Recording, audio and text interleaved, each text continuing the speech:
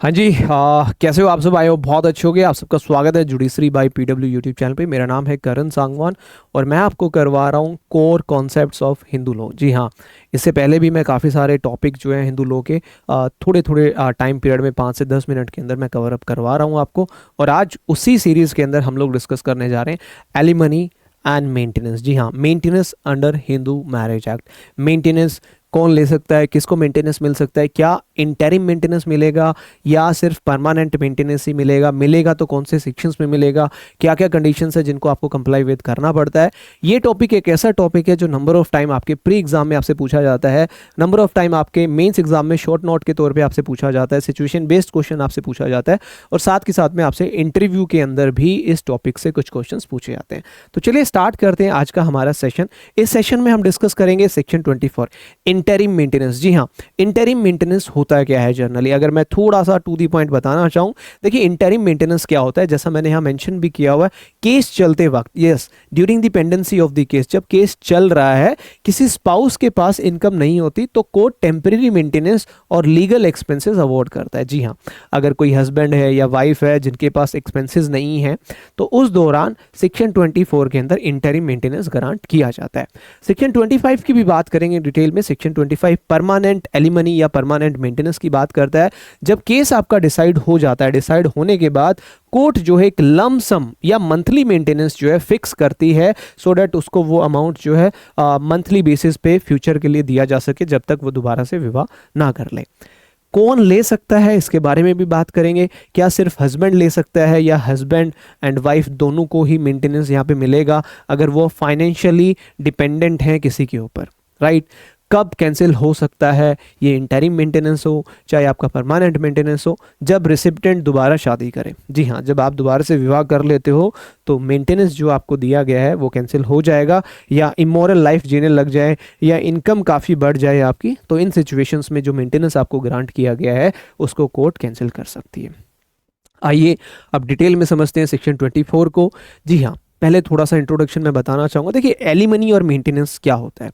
Basically एक financial support. जी हाँ, हम फाइनेंशियली किसी को सपोर्ट कर रहे हैं, गिविंग बाय वन स्पाउस, एक स्पाउस दूसरे को मेंटेन करने के लिए कुछ फाइनेंशियल हेल्प कर रहे हैं ड्यूरिंग या आफ्टर मैरिज। जब विवाह चल रहा है उनका, जब तक मैरिज वैलिड है तब भी, और मैरिज ख़त्म होने के बाद, डाइवोर्स होने के बाद, उसके बाद भी हम फाइनेंशियली सपोर्ट कर रहे हैं। इंश्योर करता है इकोनॉमिकली वीकर स्पाउस जो है, जिसके पास सोर्स ऑफ इनकम नहीं है, उसको मेंटेन किया जा सके, एक रीजनेबल स्टैंडर्ड ऑफ लिविंग उसको दिया जा सके। हिंदू मैरिज एक्ट दोनों ही, जी हाँ, टेम्परेरी मेंटेनेंस की भी बात करता है जिसको हम इंटरिम, अंतरिम रिलीफ के बारे में बात करते हैं, और परमानेंट मेंटेनेंस की भी बात करता है।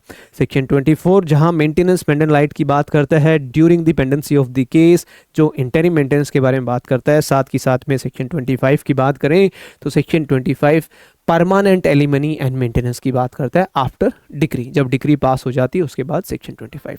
चलिए सेक्शन 24 को डिटेल में समझते हैं।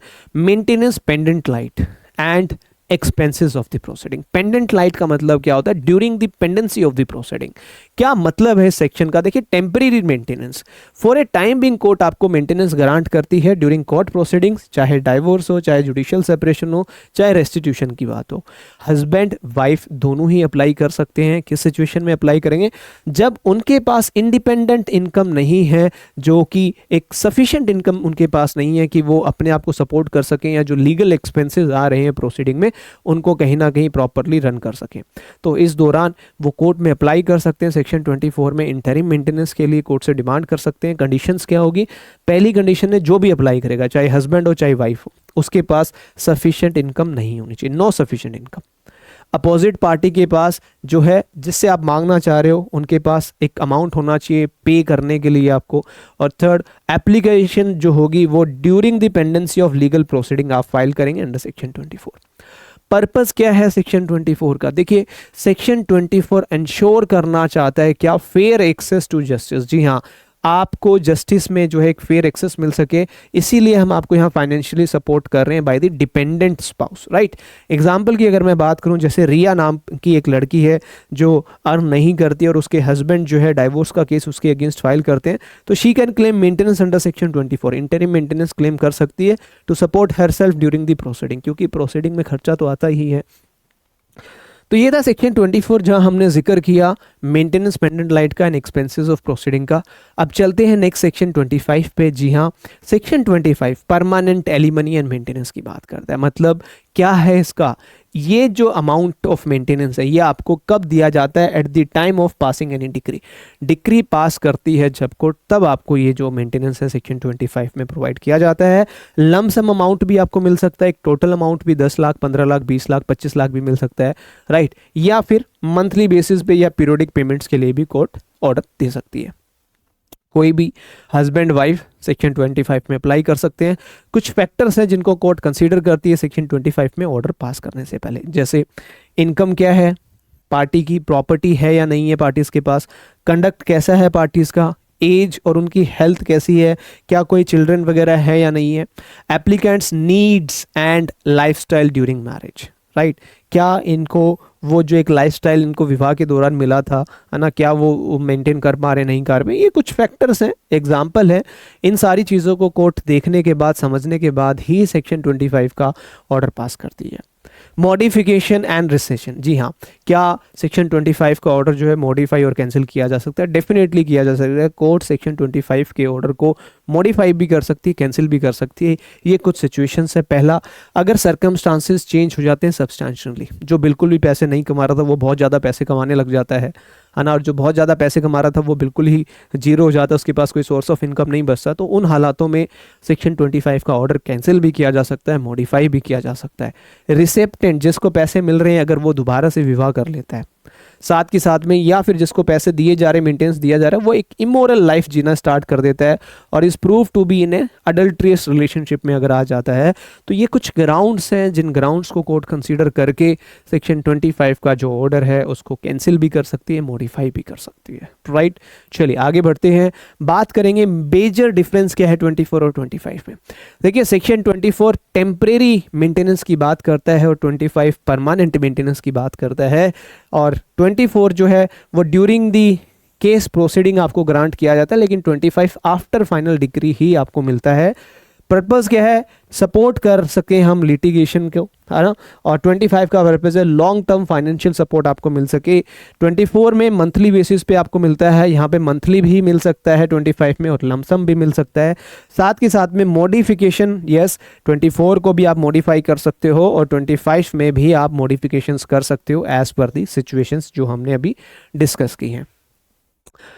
आगे चलते हैं, कुछ लैंडमार्क जजमेंट्स हैं इसके ऊपर, जैसे सेल्जा वर्सेस खुबाना का केस है ना, भुवन मोहन सिंह वर्सेस मीना का केस है, कंचन वर्सेस कमलेंद्रा का केस है। ये सारे केसेस जो है मेंटेनेंस से रिलेटेड हैं और काफ़ी इंपॉर्टेंट केसेस हैं, तो आप इनको भी रेफर कर सकते हो अपने जुडिशियल एग्जाम की प्रिपरेशन के लिए। आगे बात करें कुछ इंपॉर्टेंट पॉइंटर्स जो आपके जुडिशियल सर्विसेज एग्जाम में हेल्प करते हैं, जैसे मेंटेनेंस जो है हिंदू मैरिज एक्ट के अंदर ये जेंडर न्यूट्रल है। जी हाँ, हस्बैंड को भी मिलता है, वाइफ को भी मिलता है।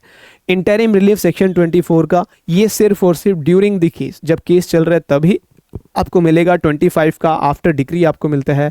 कंडक्ट ऑफ पार्टीज जो है वो बहुत रेलेवेंट फैक्टर है जब भी कोर्ट सेक्शन 25 का मेंटेनेंस ग्रांट करती है, और जो मेंटेनेंस है ना यहाँ पे आपको मिल रहा है वो टोटली डिफरेंट है मेंटेनेंस जो आप सेक्शन 125 ऑफ सीआरपीसी में क्लेम करते हो। वो एक सेक्युलर है और अप्लाइज इररिस्पेक्टिव ऑफ रिलीजन, ये सिर्फ हिंदूज के अप्लाई होता है, और सेक्शन 25 की बात करोगे तो वो हर एक उस धर्म पे अप्लाई होता है, राइट। तो ये दोनों मेंटेनेंस बहुत टोटली डिफरेंट है, आप यहाँ पे भी क्लेम कर सकते हो, वहाँ पे भी कर सकते हो, बट कोर्ट कंसीडर करती है कि हिंदू मैरिज एक्ट में कितना मिला है, वहाँ कितना मिला है आपको, तो उसी को अकॉर्डिंगली जो है अकॉर्डिंगली मेंटेनेंस ग्रांट किया जाता है, राइट। और अगर आप भी जुडिशियल सर्विसेज की प्रिपरेशन कर रहे हो और चाहते हो एक परफेक्ट कॉम्प्रिहेंसिव प्रिपरेशन आप अपनी कर पाएं, तो विधान जुडिशरी फाउंडेशन बैच, जी हाँ, इस बैच का लिंक आपको डिस्क्रिप्शन बॉक्स में मिल जाएगा। इस बैच के अंदर आपको complete preparation, comprehensive exhaustive preparation, pre mains interview तक की तैयारी एक ही बैच में आपको करवाई जाती है मात्र 19,000 रुपये के अंदर। इस बैच का लिंक डिस्क्रिप्शन बॉक्स में है। डिटेल नोट्स आपको मिलते हैं, मॉक टेस्ट आपके होते हैं, मेंस आंसर राइटिंग सेशंस होते हैं, डाउट सेशंस होते हैं, और भी काफ़ी कुछ आपको इस बैच में देखने को मिलेगा। PW ऐप को डाउनलोड करके लॉगिन करके अपने मोबाइल नंबर से आप इस बैच में एनरोल कर सकते हो और सुनिश्चित कर सकते हो कि आपका जो जज बनने का सफ़र है वो हमारे द्वारा, हमारी टीम के द्वारा बहुत ही आसान किया जाए और आप जो है अपने पहले ही प्रयास में जुडिशियल ऑफिसर बन पाएँ। So this is for today session.